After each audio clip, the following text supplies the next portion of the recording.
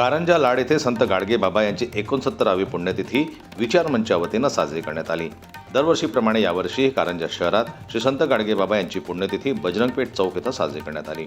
या कार्यक्रमासाठी संत गाडगेबाबा विचारमंच बौद्धिशीयचे अध्यक्ष तसेच सदस्य यांनी अथक परिश्रम घेतलं। यावेळी हार अर्पण करण्यासाठी कारंजा शहराचे माजी नगराध्यक्ष श्री दत्तराजजी डहाके तसेच माजी नगरसेवक हजर होते।